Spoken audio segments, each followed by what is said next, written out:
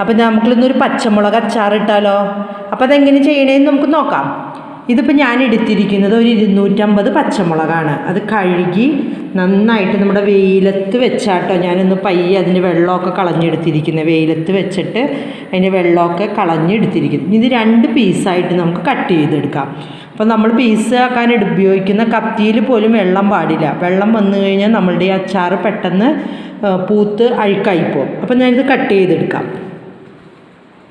നമ്മൾ മുളകെല്ലാം കട്ട് ചെയ്തെടുത്തിട്ടുണ്ട് കേട്ടോ. ഇനി അതിലേക്ക് നമുക്ക് ഉപ്പ് ചേർത്ത് കൊടുക്കാം. ഉപ്പാട്ടോ നമ്മളിനി ആദ്യം ചേർക്കണേ. ഒരു 2.5 സ്പൂൺ ഉപ്പിട്ട് കൊടുക്കുന്നുണ്ട്.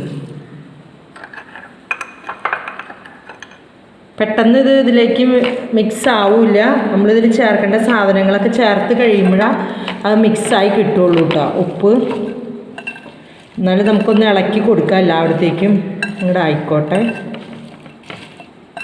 ഇത് ശരിക്കും പറഞ്ഞാൽ ഈ അച്ചാർ നോർത്ത് ഇന്ത്യൻസ് ഇടുന്ന അച്ചാറാട്ടോ. ഇതിങ്ങനെ നോർത്ത് ഇന്ത്യക്കാരാണ് ഇങ്ങനത്തെ സ്റ്റൈലിൽ അച്ചാർ ഇടുന്നത്.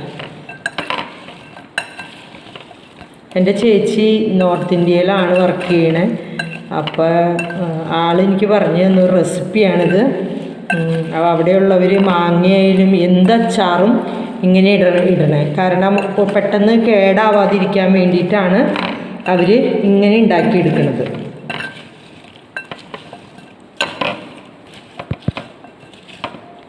ഇനി നമ്മൾ എടുത്തിരിക്കുന്നത് കടുകിൻ്റെ പരിപ്പാണിത്. കടുകിനെ പൊടിച്ചെടുത്തിരിക്കുന്നതാണ്. കണ്ടോ കടുകിൻ്റെ പരിപ്പ്. ഇത് കടുക് പച്ച കടുകാട്ടോ, വറുത്തതല്ല, പച്ച കടുകാണ്. അത് നമ്മളുടെ മിക്സിയിൽ നന്നായിട്ട് പൊടിച്ചെടുക്കാം. മിക്സിയുടെ ജാറും ഒട്ടും നനവുണ്ടാവാൻ പാടില്ല കേട്ടോ. അപ്പോൾ നമുക്ക് ഇതും കൂടി ഇതിനകത്തേക്ക് ആഡ് ചെയ്യാം. ഇതാണ് ഇതിന് ടേസ്റ്റ് കൂടുതൽ നൽകണേ.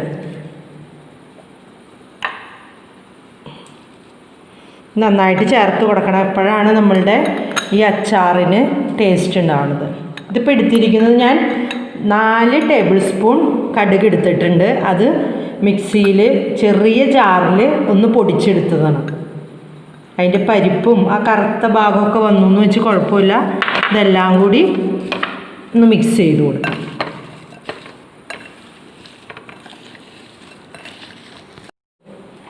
ഇനി നമ്മൾ എടുത്തിരിക്കുന്നത് നാരങ്ങയുടെ നീരാട്ടോ. ഇതിലേക്ക് ചൊറുക്കിയല്ല ചേർക്കണേ, നാരങ്ങ നീര്.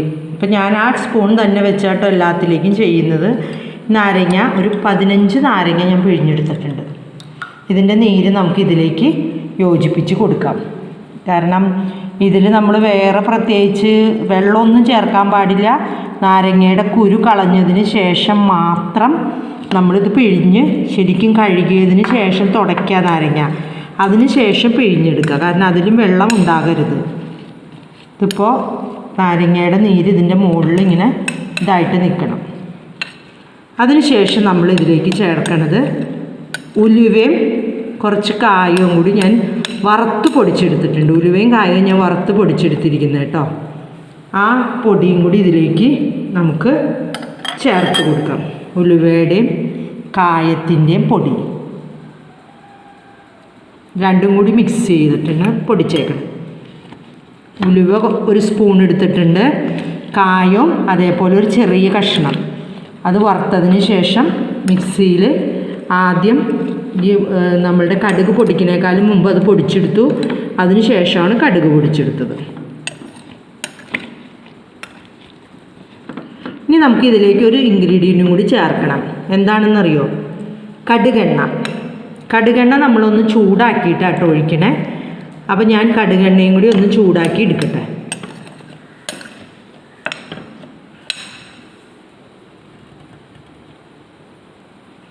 ആണ് നമ്മളുടെ മസ്റ്റർഡ് ഓയിൽ കടുകെണ്ണ. ഇത് നമുക്ക് ഏത് സൂപ്പർ മാർക്കറ്റിലും കിട്ടും.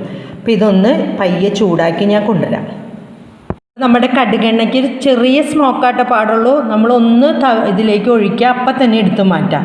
അങ്ങനെ ഞാൻ ചെയ്തെടുത്ത് കൊണ്ടുവന്നിരിക്കുന്നത് കേട്ടോ. ഇത് നമുക്കിത് ഇതിലേക്ക് ആഡ് ചെയ്യും.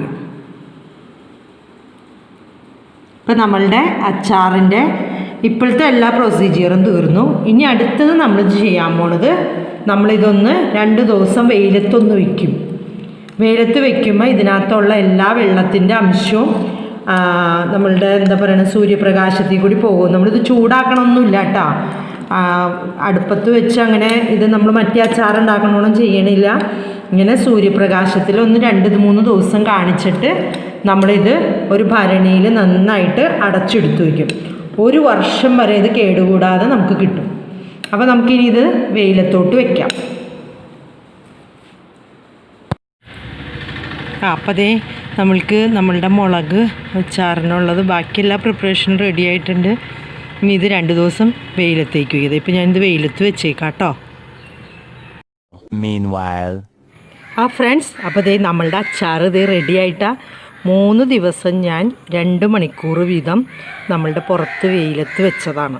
അപ്പോൾ ഇത് നോക്കിയേ, ആദ്യം നമ്മൾ പച്ചയായിട്ടല്ലേ ഇരുന്നത്, ഇപ്പോൾ കളറൊക്കെ മാറി ഇതൊക്കെ അതിലേക്ക് പിടിച്ചു, നമ്മളുടെ കടുകും ഒഴിച്ച എണ്ണയും എല്ലാം. അപ്പോൾ എല്ലാവരും ഇത് ഉണ്ടാക്കി നോക്കുക. നല്ല എളുപ്പമാണ്, അധികം എരിവും ഇല്ല കേട്ടോ ഈ മുളകിന്. അപ്പോൾ ഉണ്ടാക്കിയിട്ട് നിങ്ങൾ എന്നോട് കമൻസൊക്കെ പറയുക നല്ലതാണെങ്കിൽ. അപ്പോൾ ഞങ്ങൾ അടുത്തൊരു പുതിയ വീഡിയോയുമായി വരുന്നത് വരെ ബൈ.